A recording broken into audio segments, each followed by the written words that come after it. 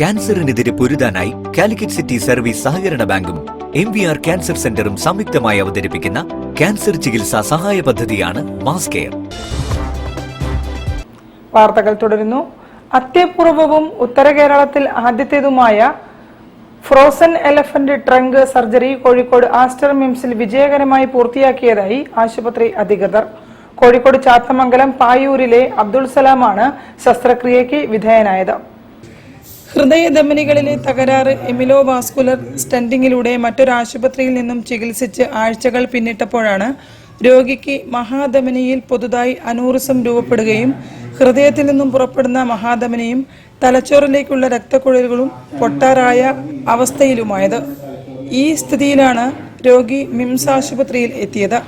അടിയന്തര ശസ്ത്രക്രിയ നടത്തി അനൂറിസം ബാധിച്ച മഹാധമനിയും തലച്ചോറിലേക്കുള്ള രക്തക്കുഴലുകളും മാറ്റിവെച്ചില്ലെങ്കിൽ രോഗിയുടെ ജീവൻ അപകടത്തിൽപ്പെടുന്ന അവസ്ഥയിൽ രോഗിയുടെ ജീവൻ രക്ഷിക്കാൻ വിജയശതമാനം ഏറ്റവും കുറവുള്ള ഫ്രോസൺ എലഫന്റ് ട്രങ്ക് എന്ന സർജറി നടത്തുകയായിരുന്നുവെന്ന് മിംസ് COO ലുക്മാൻ പൊന്മാടത്ത് പറഞ്ഞു. സാമ്പത്തികമായി ഏറെ ചിലവ് വരുന്ന ഈ സർജറി നടത്താൻ Chathamangalam panchayat president Olikkal Gafoor, ward member EB Vatsala, Thufail PT, TKC Basheer, Ajmal തുടങ്ങിയ സാമൂഹ്യ പ്രവർത്തകരുടെ നേതൃത്വത്തിൽ കൂട്ടായ്മ രൂപീകരിച്ച് പണം സമാഹരിച്ചു. ഇത്തരം ചികിത്സകൾക്ക് ആവശ്യമായ എല്ലാ സാമ്പത്തിക സഹായവും ആസ്റ്റർ ചാരിറ്റബിൾ ട്രസ്റ്റിൽ നിന്നും നൽകാറുണ്ടെന്നും മിംസ് COO ലുക്മാൻ പൊന്മാടത്ത് കൂട്ടിച്ചേർത്തു. മിംസിന്റെ സേവനം വാക്കുകളിൽ ഒതുക്കാവുന്നതല്ലെന്നും തന്റെ ജീവിതത്തിലൂടെ താൻ നേർസാക്ഷിയാണെന്നും ശസ്ത്രക്രിയയെ അതിജീവിച്ച അബ്ദുൾ സലാം പറഞ്ഞു.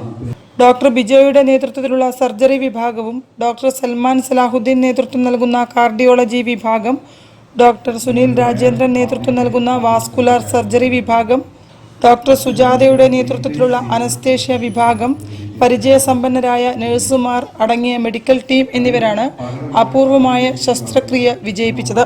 വാർത്താസമ്മേളനത്തിൽ Chathamangalam panchayat president Olikkal Gafoor, CMS Abraham Mammen, doctor Bijoy Jacob, doctor Salman Salahuddin, doctor Sandeep Mohanan, doctor Sujatha തുടങ്ങിയവർ സംബന്ധിച്ചു. News bureau, Kozhikode. ജയ് ഗണേശ് എന്ന തന്റെ സിനിമയുടെ പേര് പലവിധ തെറ്റിദ്ധാരണകൾക്കും കാരണമായി മാറിയെന്നും